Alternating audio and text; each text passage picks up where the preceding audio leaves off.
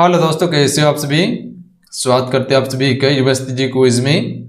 तो दोस्तों देखिए, बिहार सिविल कोड 19 तारीख का फर्स्ट शिफ्ट का एग्जाम खत्म हो चुके हैं। 19 सितंबर का किस प्रकार का किस तरह का क्वेश्चन पूछा गया है, किस सब्जेक्ट से ज़्यादा वेटेज है, इसी चीज़ पे चर्चा करेंगे। कुछ बच्चे की तरफ बताया गया कि किस सब्जेक्ट से ज़्यादा क्वेश्चन पूछा जा रहा है, जिसका आगामी एग्जाम है, शाम में एग्जाम होने वाला है या कल एग्जाम होने वाला है।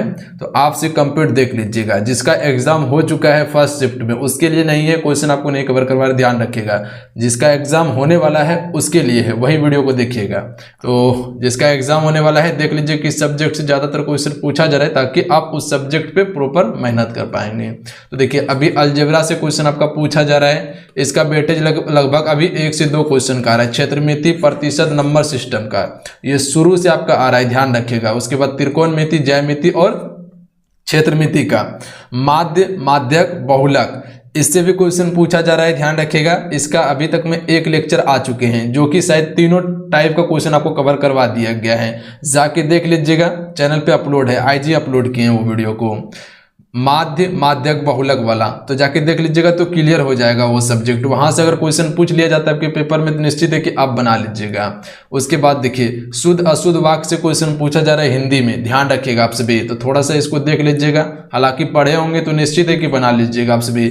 मुहावरा से क्वेश्चन आपका पूछा जा रहा है। हिंदी का पोर्शन देखिएगा तो थोड़ा सा जो है कि अपर है, यानी कि हार्ड क्वेश्चन हिंदी में पूछा जा रहा है। बाकी बात नॉर्मल है क्वेश्चन, जैसे कि बच्चे की तरफ बताया कि क्वेश्चन थोड़ा सा घुमा के पूछा जा रहा है। तो थोड़ा सा दिमाग ज्यादा नहीं लगाना है आपको, बस माइंड का प्रयोग करना है। क्वेश्चन किसी भी तरह से पूछा जाए क्वेश्चन तो वही पूछेगा आप सभी से।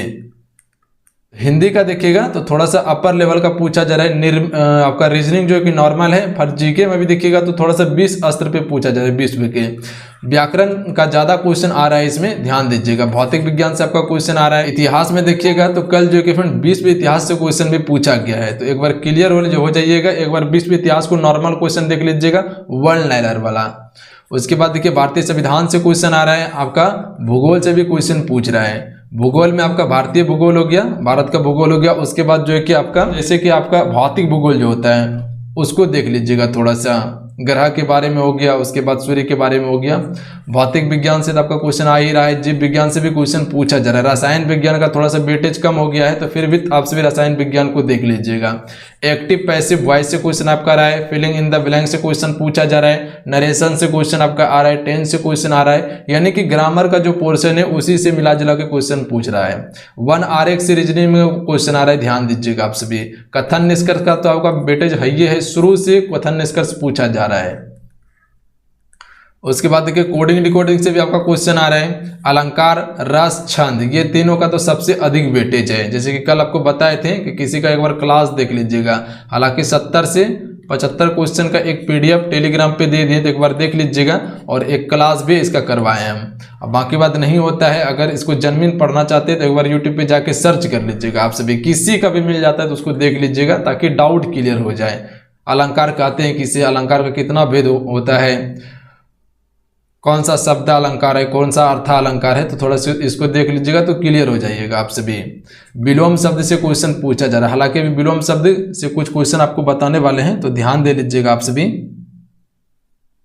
उसके बाद रस हो गया, समास हो गया, संधि विच्छेद हो गया। अगर देखिए, समास से अगर क्वेश्चन आप सभी से पूछ लिया जाए, क्योंकि समास में थोड़ा सा बच्चे को कन्फ्यूजन होता है। पाठशाला में कौन सा समास है, हालांकि जिसको पढ़ाए होंगे तो निश्चित है कि बना लेगा। पाठशाला में कौन सा समास है, ध्यान दीजिएगा। इसमें तत्पुरुष समास है। पाठशाला में कौन सा समास है, तत्पुरुष समास है। इसमें कौन सा समास है, तत्पुरुष समास है। अगर यही क्वेश्चन आप सभी से पूछ लिया जाए कि नीलकमल में कौन सा समास है, तो ये क्वेश्चन आपको शायद पता होना चाहिए। नीलकमल में कर्मधारय समास है। कौन सा समास है, कर्मधारय समास है, ध्यान रखिएगा आप सभी। कर्मधारय समास है नीलकमल में। अगर यही क्वेश्चन आपसे से पूछ लिया जाए कि लंबोदर में कौन सा समास है, लंबोदर लंबा है जिनका उदर, अर्थात गणेश, यानी कि अपने अर्थ को छोड़कर दूसरे के अर्थ को बता रहे थे, इसमें बहुब्रीहि समास होगा। जब अपने अर्थ को छोड़कर किसी दूसरे अर्थ को बताए तो उसमें क्या हो जाएगा, बहुब्रीहि समास हो जाएगा। लंबोदर जिसका लंबा है उदर, अर्थात गणेश, ध्यान रखिएगा। अगर यही आपसे से क्वेश्चन पूछ लिया जाए कि प्रत्येक में कौन सा समास है, प्रत्येक, देखिए प्रत्येक में समास जो होगा वो आपका अव्ययी भाव समास होगा। कौन सा समास होगा? अव्ययी भाव समास होगा, क्योंकि प्रत्यय जो है, ये प्रत्यय जो है ये क्या है? या तो उपसर्ग है या तो ये प्रत्यय है, ध्यान रखिएगा आप सभी। और अव्ययी भाव समास में क्या होता है? इस प्रकार प्रथम पद प्रधान होता है, ध्यान रखिएगा। तो जिसमें प्रथम पद प्रधान होता है, जैसे कि इसमें या तो प्रत्यय या तो अव्यय का प्रयोग होता है, वो अव्यय या उपसर्ग लगा रहता है इसमें। उसके बाद देखिए चौराहा में कौन सा समास है फ्रेंड? चौराहा में कौन सा समास है? तो ध्यान रखिएगा, इसमें द्विगु समास हो जाएगा। चौराहा में कौन सा समास हो जाएगा? द्विगु, यानी कि जहां गिनती करने के लिए मिल जाएगा। चौराहा, तिराहा, जैसे कि पंचमुखी हो गया आपका, दशानंद हो गया, ये सभी में द्विगु समास होगा। जहां गिनती करने के लिए मिल जाए वहां आपका द्विगु समास होगा। जैसे लोटा डोरी, अपोजिट वर्ड जहां मिल जाए उसमें द्वंद्व समास होता है, ध्यान रखिएगा। माता पिता, लोटा डोरी, भात दाल, ये सभी क्या है? आपका द्वंद्व समास है, ध्यान रखिएगा आप सभी, जहां अपोजिट वर्ड देखने के लिए मिल जाए। उसके बाद देखिए, अगर आप सभी से क्वेश्चन पूछ लिया जाए कि वीणा पानी में कौन सा समास है? वीणा पानी में कौन सा समास है? तो ध्यान रखिएगा, इसमें आपका बहुब्रीहि समास हो जाएगा। कैसे होगा बहुब्रीहि समास? तो ध्यान रखिएगा, वीणा पानी, वीणा को धारण करने वाली, अर्थात क्या हो जाएगा आपका? वीणा को कौन धारण करता है? सरस्वती माँ। ध्यान रखिएगा आप सभी, इसमें बहुब्रीहि समास हो जाएगा, यानी कि अपना अर्थ छोड़कर किसी दूसरे अर्थ को बता रहा है ये। देखिए संधि विच्छेद से कुछ क्वेश्चन आपको बताते हैं, तो याद रखिएगा। अगर आप सभी से पूछ लिया जाए कि परमेश्वर का संधि विच्छेद क्या होगा, परमेश्वर का संधि विच्छेद क्या होगा, तो ध्यान रखिएगा आप सभी, परम में हलंत का प्रयोग होगा, जोड़ ईश्वर होगा। तो ये चीज पे गौर कर लीजिएगा, परम में हलंत का प्रयोग होगा, ये चीज पे ध्यान दीजिएगा। परम जोड़ ईश्वर बराबर क्या हो जाएगा? परमेश्वर। अगर यही क्वेश्चन पूछ लिया जाए आपसे भी इससे कि उच्चारण का जो कि फ्रेंड उच्चारण का संधि विच्छेद क्या हो जाएगा, तो ध्यान रखिएगा, उत में हलंत का प्रयोग होगा, उसके बाद जोड़ चारण, यानी कि उत धन चारण बराबर क्या हो जाएगा? उच्चारण आपका हो जाएगा। तो यहाँ ध्यान दीजिएगा, हलंत का प्रयोग इसमें किया गया है। चयन का क्या हो जाएगा संधि विच्छेद?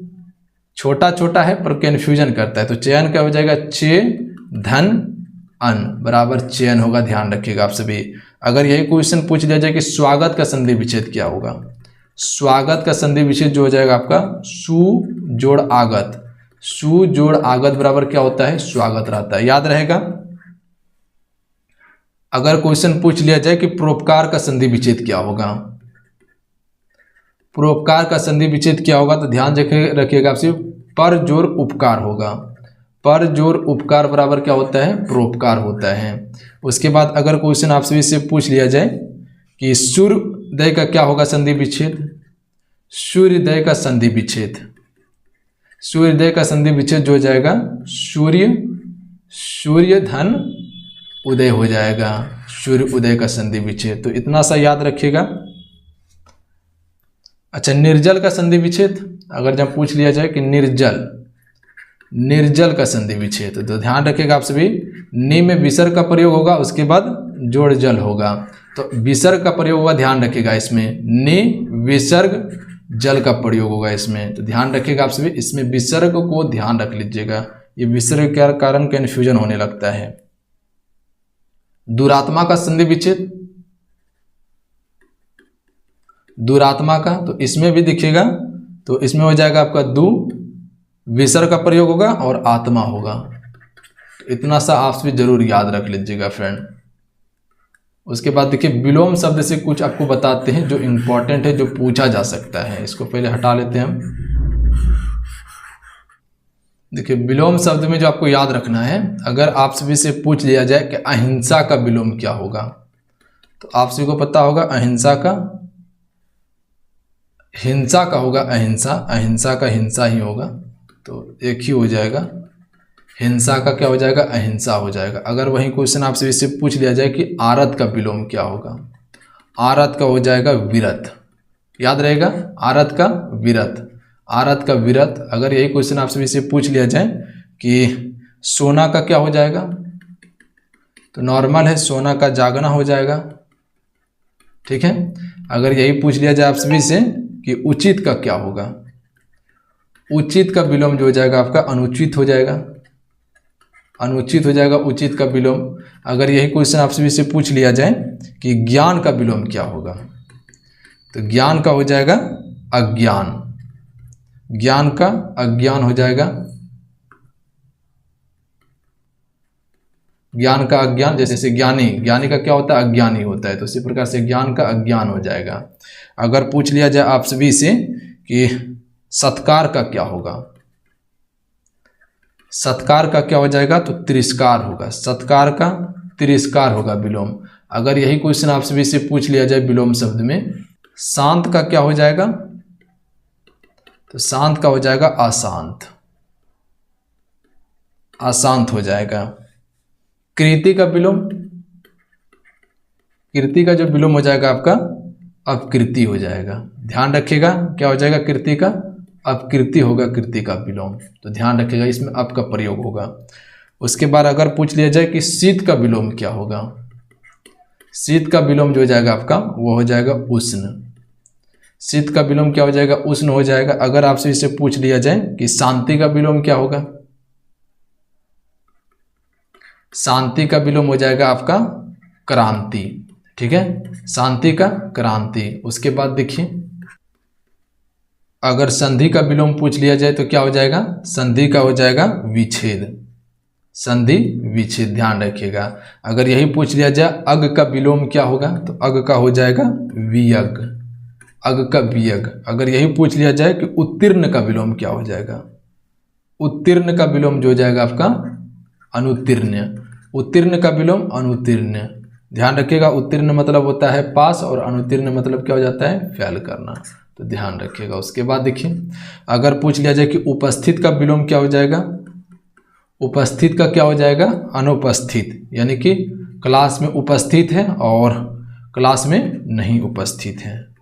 तो ध्यान रखिएगा। तो उपस्थित का हो जाएगा अनुपस्थित। उसके बाद देखिए, इच्छा का क्या हो जाएगा विलोम? इच्छा का जो हो जाएगा आपका अनिच्छा, अनिच्छा हो जाएगा इच्छा का विलोम। अगर यही पूछ लिया जाए कि पुरस्कार का विलोम क्या होगा, पुरस्कार का हो जाएगा दंड। क्लियर है, पुरस्कार का दंड हो जाएगा। अगर साक्षर का विलोम पूछा जाए तो साक्षर का जो हो जाएगा आपका निरक्षर हो जाएगा। ध्यान रखिएगा आप सभी, निरक्षर हो जाएगा। तो इतना सा क्वेश्चन याद रहेगा, तो ध्यान रखिएगा आप सभी ये सभी को। तो देखिए, ये जो अभी क्वेश्चन पूछ रहा है और जो अभी बताए क्वेश्चन, इसको थोड़ा सा ध्यान दे लीजिएगा हिंदी में, और जो बताए हुए इसे प्रॉपर आप सभी एक बार कवर जरूर कर लीजिएगा, क्योंकि यही सब का वेटेज ज़्यादा आ रहा है। तो रात भर अभी आपको दिन भर समय मिलेगा, प्लस में रात भर समय मिलेगा अभी। तो थोड़ा सा दिमाग लगा लीजिएगा, थोड़ा सा मेहनत कर लीजिएगा, तो काम आपका हो जाएगा। तो मिलते हैं, जय हिंद, वंदे मातरम।